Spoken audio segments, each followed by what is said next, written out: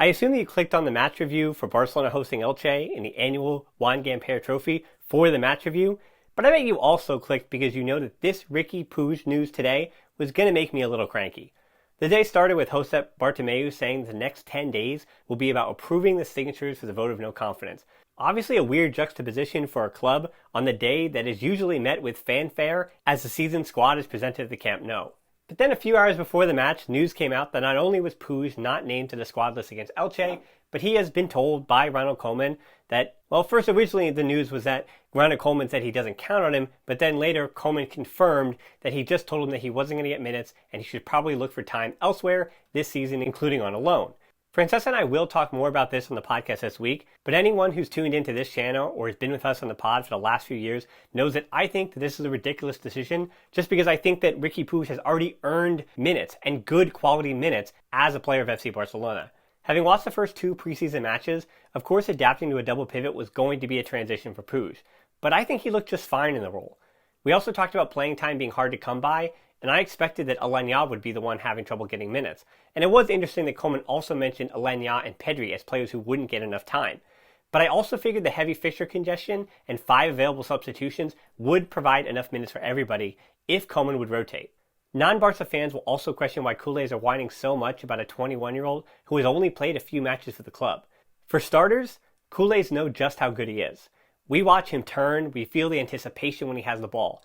Even in last season's darkest days, we could hang our hats on the silver lining that Ansu Fati and Puig broke through, and it finally looked that the club had some young and refreshing talent. With the arrivals of Trincao and Pedri, and I'll even throw some Ronald Araujo in there, I thought that some lessons may have been learned, and this transition year of one generation to another would have some redeeming qualities. But losing Puig for this year, and who knows, maybe permanently, this is the last year of his contract, and honestly a loan doesn't make that much sense from a business perspective when a player will be able to leave on a free at the end of the year. And that stinks. Plus Todibo being unwanted as well, and no other young players being added to the back line, they almost cancel out any of the warm and fuzzy feelings I might get from positive showings from Fati, Trincao, and Pedri. It feels more like Barcelona have lucked into those talented players than actually having a sporting plan for the future. Hey, Fati and Pedri are only 17 though, so there is still time to give up on them too. I say that as sarcasm, but the necessity for this board to make some money in the short term, as they're incapable of selling any older players, means that anything is possible. And I know that's a cynical way of looking at it, but again, that's how I feel right now.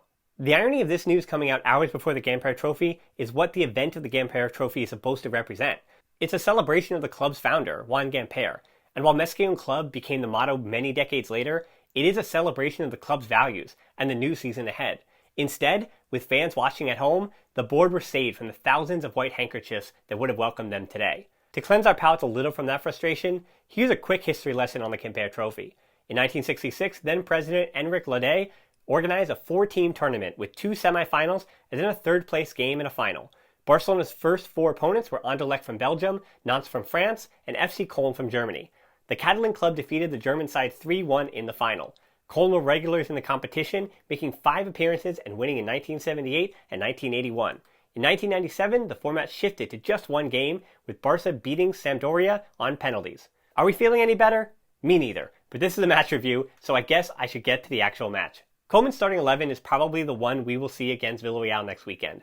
It was the first time we're seeing Messi as the attacking 9 and defending in that same spot. Up to this point, he would switch with Griezmann to defend, but this time the Frenchman was on the right for the first time this season, with Fati on the left and Coutinho in the middle. Busquets and De Jong the double pivot combo, and the same back line of Alba, Lenglet, Piqué, and Roberto, with Neto in net. Since it was only 1 goal in the match, and it came in the second minute, that's conveniently a good place to start. Tactically, there isn't much new to break down with this goal because it came from something old. I think the reason we saw this goal so early was because after studying the first 2 preseason matches, I'm not sure Elche was prepared for that quick switch of positioning that saw Messi start high, then drop way deep to receive the ball as Fati was moving into the middle. The potential of getting the ball through to Fati in the middle initially gave Messi the time to wait for Alba's run, and that's a diagonal ball we've seen hundreds of times and the easy find to Griezmann for the goal. After that early success though, there were some worrying signs. And again, maybe I'm just a bit cranky today, but I didn't think Busquets and De Jong were good enough on their positioning to help Barca deal with Elche's early pressure. I also don't trust Neto with his feet, and I don't think the keeper does much either. There was a turnover in the 7th minute, and I thought that was particularly embarrassing. If you can't break through a little pressure from Elche, then what happens against teams that actually turn you over and make you pay? We've talked about Alba and Roberto before and their defensive issues, so I don't think that needs rehashing, but the combo of PK and Lenglet still rings alarm bells for me. Individually, Araujo is not as good as those other two center backs, but the backline looks better with him out there, so make of that what you will. I was frustrated with Busquets' performance today. Both he and De Jong were better against Girona, but I hate how any criticism of Busquets is either an attack on his legacy or an admittance that he is over the hill and needs to be relegated to the bench. It may take time for a player that has played as a sole defensive midfielder for more than a decade to adapt to a new position. I'm willing to be patient, but clearly from today's showing, the transition is not yet complete. It's been interesting to note, and maybe it's because Semedo might wind up being one of the scapegoats for this board urgently needing money, but Roberto is clearly the number one right back. He got forward well and combined well. He's not the best with crossing, and Fati had to deal with some poor crossing from the Catalan right back. The bright spot there is that Fati was making some of those runs into the box that we praised him for making with Spain. When you're that young, things change so quickly, and he's continuing to get comfortable with that adult frame. When you see him take to the sky, as he did with a header attempt that just went wide, it's easy to understand why he could have a very long playing career as a number 9, and not switch over from the wing might be sooner than later. Yet Philippe Coutinho was named the man of the match. That said, Coutinho was better than the first two matches. I think part of that is that he was playing in his natural position behind a forward. He did track back some and put in a good shift defensively, but by the 60th minute, that effort was waning. His effort as the match went on contributed to the fact that Barca allowed Elche to complete more than 430 passes in the match and keep 41% of possession. From an attacking sense, the talent is clearly there. As always, we're just waiting on chemistry to improve with teammates. Funny enough, and it was highlighted by the Trincao chance in the second half, the combinations between Coutinho and Trincao in the last two games is something to watch.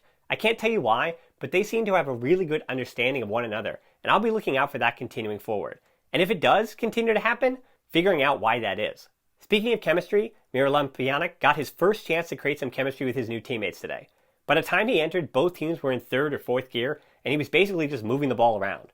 We'll definitely have more to say about him throughout the season, because it'll definitely take a few masterful performances for me to stop saying Riqui Puig, Arthur Deal, all about money, under my breath every time he touches the ball. Neto had a good save in the 82nd minute to save us from having to watch penalty kicks, and that was all he really had to do. Neto is supposed to be a shot stopper, so if he doesn't make a save like that, Barca are in even more trouble than we thought until Ter Stegen returns. His opposite, Edgar Badia, was probably the real man of the match, even though Barca won. He was strong in net, made some really good saves, did get toasted on what turned out to be a Fati handball, but was Elche's best player. If Elche are to survive the drop this year, and I don't honestly see a way they stay up barring other La Liga teams imploding, Badia will need to have a La Liga best 11 kind of season. They will need to fight hard in every match, and that strategy can work in the Segunda Division, but they are going to struggle with the talent in La Liga. Back to Barca, in the second half, we were again reminded that Barca have the greatest X factor off the bench of any La Liga team in Dembélé. If I was Koeman, I would actually rotate Trincao and Fati as the starters over Dembélé and bring him on in the 60th minute as he continues to recover and get himself back to full fitness. The mental journey back can sometimes be just as difficult as the physical one. It's going to be a bit before we stop fearing for his hamstrings on every single sprint, every cutback, every run. But even in this match, he left a defender for dead with a quick burst of speed that few players in world football can replicate. To end this on a down note, the lasting image of this match for me was the dead stare by Messi as he accepted the Gamper Trophy. My goodness. With the lack of fans and a pandemic, this was the weirdest preseason we've seen in some time. Add the whole global pandemic in, and you've got the most uncertain start to the season since the 2013-14 season, after Tito Villanova had to step down and Tata Martino came in. But that was more for tragic reasons.